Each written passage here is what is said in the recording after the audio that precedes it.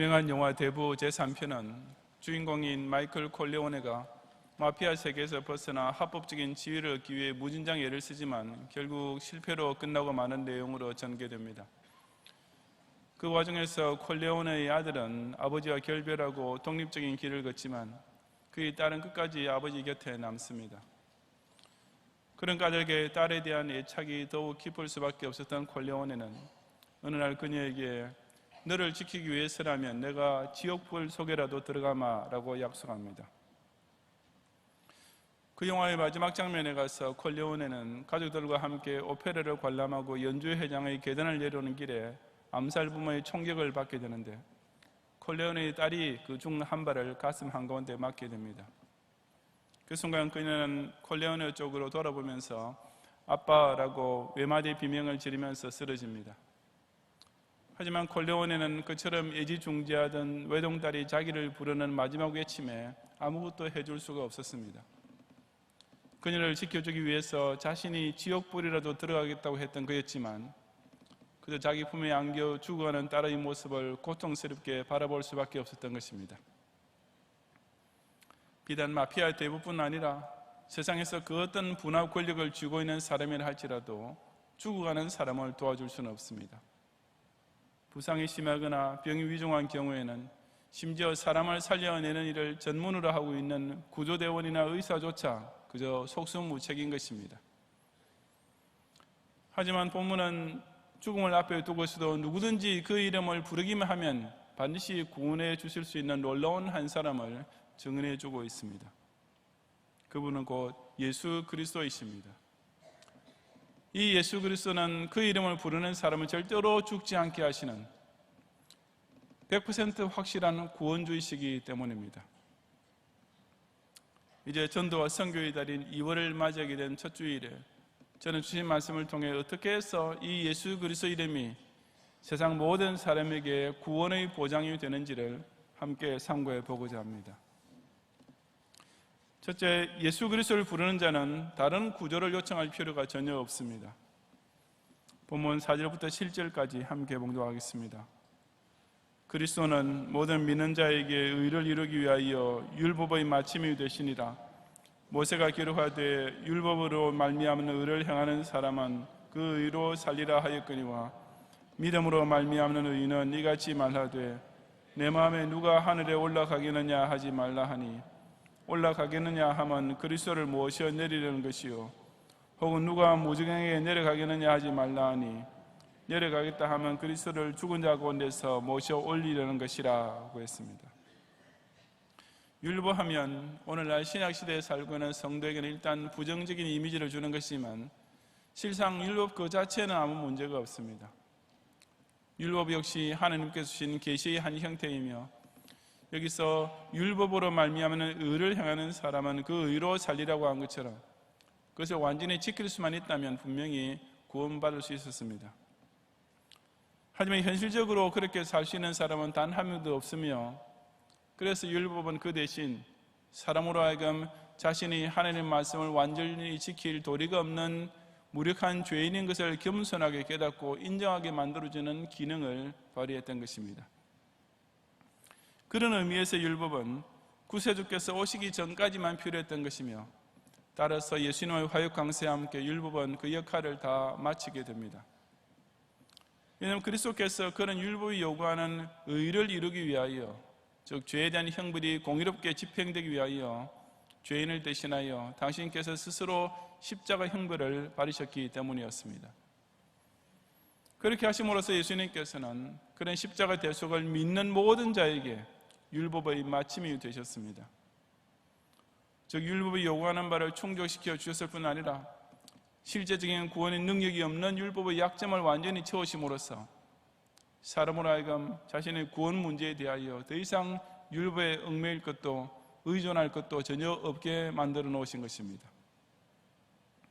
6절과 7절의 말씀은 신명기 30장 11절부터 14절에 기록된 내가 오늘 내게 명령한 이 명령은 내게 어려운 것도 아니요 먼 것도 아니라 하늘에 있는 것이 아니니 내가 이르기를 누가 우리를 위하여 하늘에 올라가 그의 명령을 우리에게로 가지고 와서 우리에게 들려 행하게 하려 할 것이 아니요 이것이 바다 밖에 있는 것이 아니니 내가 이르기를 누가 우리를 위하여 바다를 건너가서 그의 명령을 우리에게로 가져오고 와서 우리에게 들려 행하게 하려 할 것도 아니라 오직 그 말씀이 내게 매우 가까워서 내 입에 있으며 내 마음에 있은즉 내가 이를 행할 수 있느니라는 말씀과 그대로 일맥상통합니다.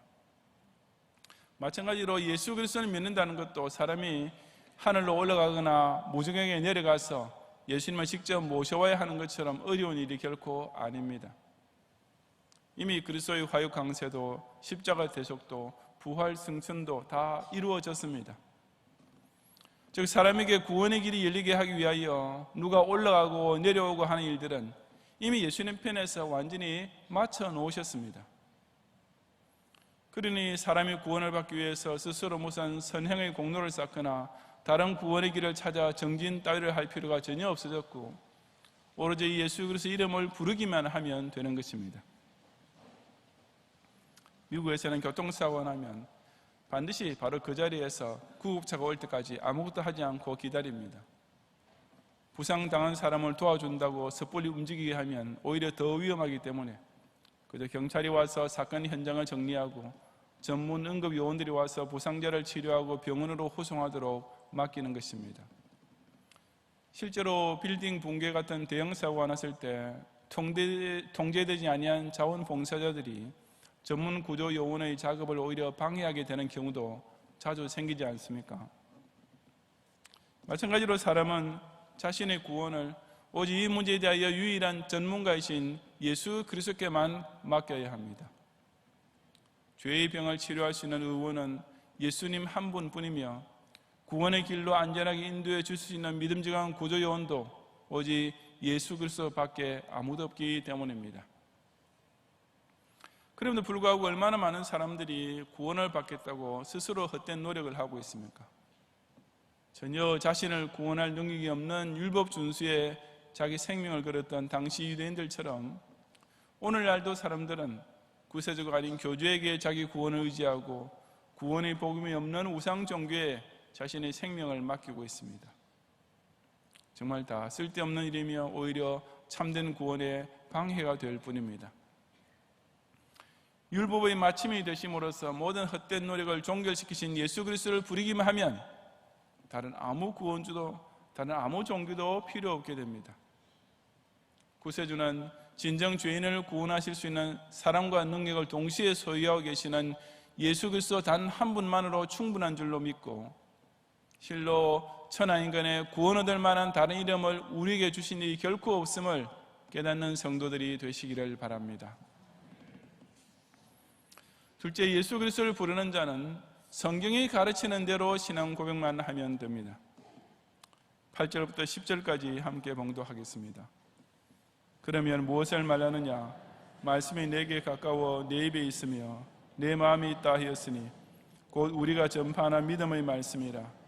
내가 만일 내 입으로 예수를 주로 시인하며 또 하나님께서 그를 죽은 자 가운데서 살리신 것을 내 마음에 믿으면 구원을 받으리라. 사람이 마음으로 믿어 의에 이르고 입으로 시인하여 구원에 이르느니라. 아멘.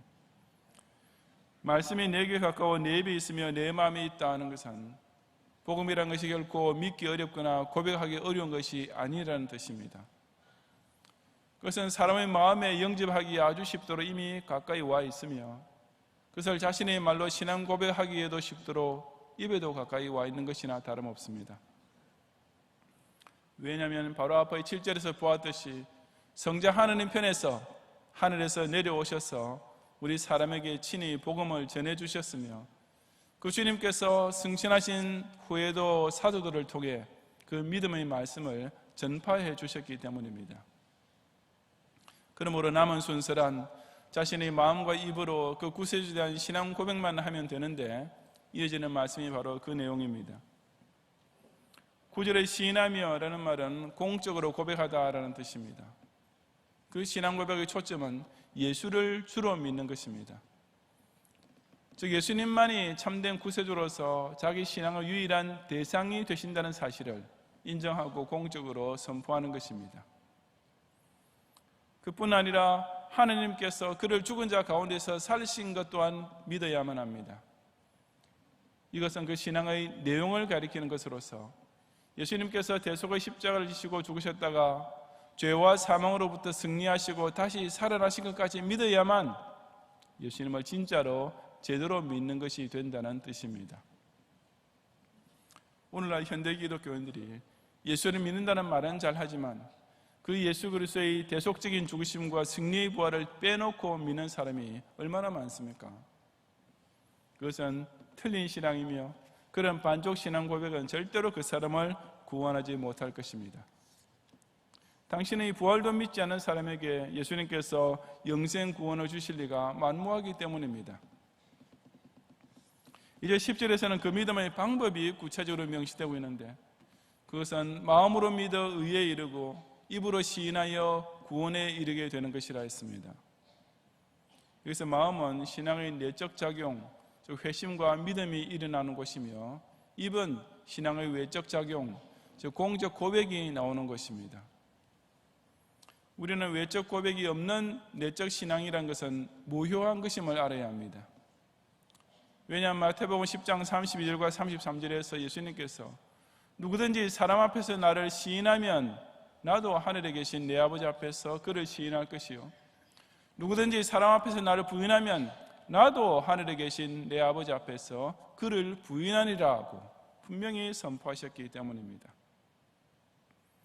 사람 앞에 나타내는 공적 고백은 자기 속에 있는 신앙의 진실을 천명하는 대표적인 방법입니다. 그러므로 나는 사람의 비난과 핍박을 피하기 위해 겉으로는 부인했지만 속으로는 믿었다라는 말은 절대로 성립될 수 없습니다. 왜냐하면 예수님께서 그런 신앙을 결코 인정하지 않으시고 그런 사람에 대해서는 당신께서도 하나님 앞에서 부인하실 것이라고 이미 선포해 놓으셨기 때문입니다. 또 다른 한편으로 내적 신앙이 없는 외적 고백 역시 아무 소용없습니다. 마태복음 7장 21절에 보면 예수님께서 나더러 주여 주여 하는 자마다 다 천국에 들어갈 것이 아니요 다만 하늘에 계신 내 아버지 뜻대로 행하는 자라야 들어가리라고 하신 말씀이 그 사실을 분명히 가르쳐줍니다. 세상에서 교회 다니고 예수를 믿었다는 사람들 중에서도 나중에 주님 재림하시게 되면 이 부류에 속하게 될 사람들이 아마 아주 많을 것입니다. 예수를 입만 가지고 믿었지 마음으로는 전혀 믿은 적이 없었던 교인들, 그런 바리새인 통속의 외식자들, 그런 쭉정의 신자들을 재림주께서 손에 키를 들고 자기 타작마당을 완전히 정하게 하실 때 여지없이 날려버리실 것이기 때문입니다. 예수 그리스도를 부른다는 것은 이처럼 오직 예수님만을 그 믿음의 대상으로 믿는 것이며 예수님의 대속적인 죽으심과 육체적인 부활 승천을 그 믿음의 내용으로 믿는 것이며 또한 그 예수님을 자기 마음으로 진실하게 믿는 동시에 자기 입으로 공식 시인하는 바른 방법으로 믿는다는 뜻입니다. 그리고 오직 성경만이 이런 믿음의 대상과 내용과 방법을 정확히 가르쳐주고 있는 것입니다. 물에 빠져 호흡이 중단되었거나 중화상 입은 사람을 제대로 살려내고 치유하는 방법은 오직 응급요원들과 의사들만 압니다. 마찬가지로 죄인을 구원해내는 방법 역시 오직 구원주만 아시는 일이며 그 하나님께서는 오직 성경을 통해서만 그 길을 가르쳐주고 계시는 것을 알아야 합니다. 그러므로 소위 성인이라 일컬어지는 자들의 말에 의지하거나 다른 신을 구세주로 믿는 것은 전혀 잘못된 신앙입니다. 예수를 믿는다 하면서도 그 십자가의 죽으심의 의미나 부활의 사실을 인정하지 아니하면 그 역시 가장 중요한 알맹이가 빠진 절대로 구원받지 못할 가짜 신앙일 뿐입니다. 사람에게 바른 구원의 길을 가르치는 유일한 책임이 성경 말씀의 증거를 따라서 예수 그리스도를 마음으로 바로 믿고 오직 이 주님만을 나의 구주라고 입으로 고백하는 성도들이 되시기를 바랍니다. 셋째, 예수 그리스도를 부르는 자는 단 한 명의 예외도 없이 반드시 구원을 받고야만 합니다. 11절 이하 13절까지 함께 봉독하겠습니다. 성경에 이르되 누구든지 그를 믿는 자는 부끄러움을 당하지 아니하리라 하니 유대인이나 헬라인이나 차별이 없습니다. 한 분이신 주께서 모든 사람을 주가 되사 그를 부르는 모든 사람에게 부유하시도다. 누구든지 주의 이름을 부르는 자는 구원을 받으리라. 아멘. 누구든지라고 말씀하신 대로 이런 구원의 복음은 인종, 민족, 사회계급에 아무 관계없이 모든 사람에게 공평하게 주어졌습니다. 그를 믿는 자는 부끄러움을 당하지 아니하리라는 말씀은 사람이 일단 예수님을 믿게 되면 그 어떤 종류의 부끄러움도 당하지 않게 된다는 뜻은 아닙니다. 기독 신자도 자기의 남은 인생을 통해 여전히 실수하거나 실패할 수 있으며 그 결과 남 앞에서 부끄러운 꼴을 당할 때도 있기 때문입니다. 하지만 그런 일이 절대로 일어나지 아니할 분야가 딱 하나 있는데 그것이 곧 영생 구원입니다. 예수님을 바로 믿는 신앙인은 이 마지막 영생 구원에 자신의 모든 것을 다 올인해 놓은 사람입니다. 그러니 그처럼 평생 열심히 믿고 살았는데 만약 구원을 받지 못한다면 그보다 더 창피한 노릇은 없습니다. 그야말로 완전히 인생을 헛되이 보내고 망쳐버린 대표적인 못난이가 될 수밖에 없기 때문입니다. 하지만 성경은 기독 신자가 적어도 영생 구원에 있어서만큼은 절대로 실패하지 않을 것이라고 제3, 제4 보증해 줍니다. 왜냐하면 구원은 불완전하고 무능력한 사람의 노력에 의해서가 아니라 오직 예수 그리스도의 능력을 통해서만 이루어지는데 그 예수 그리스도는 전 인류를 다 구원하시고도 남을 만큼 구원의 능력이 무궁하시고 풍부하시기 때문입니다. 이것이 바로 이어지는 말씀에서 확증해 주고 있는 사실입니다. 12절에 보면 한 분이신 주께서 모든 사람의 주가 되사라고 했습니다. 예수님은 너무 많은 사람을 구원하게 되면 힘이 달리게 되는 유한자가 아니라 구원해 주실 모든 사람에게 오직 혼자서 구세주가 되시도 넉넉한 전능자이십니다. 즉 그 예수님 한 분만 해도 모든 사람에게 부요하시고도 남음이 있는 것입니다. 그 결과 13절에서 증언하는 대로 누구든지 주의 이름을 부르는 자는 반드시 구원을 얻는 너무나 멋진 대단원에 도달하고야 맙니다. 예수 그리스도 이름을 부르는 사람은 단 한 명의 나고자도 생기지 않고 모두 다 영생 구원을 틀림없이 받게 되는 것입니다. 왜냐하면 누구든지 주의 이름을 부르는 자는 단 한 명의 오차나 실수 없이 반드시 구원을 얻으리라고 하나님께서 믿음과 구원의 인과관계를 완전 무결하게 만들어 놓으셨기 때문입니다. 세상의 의사나 구조대원들은 자주 실패하게 됩니다. 맥박이 멈춘 사람의 심장에 전기 충격기를 대고 몇 번이나 시도를 해도 결국 무의로 끝나는 경우가 많이 있을 것입니다. 물에 빠졌던 사람을 건져놓고 열심히 인공호흡을 했지만 결국 회복되지 못하는 경우도 자주 생길 것입니다. 혹은 아주 드물기는 하겠지만 의사나 구조대원이 당황하거나 실수함으로써 원래 살릴 수 있었던 사람을 놓치게 되는 경우도 없지는 않을 것입니다.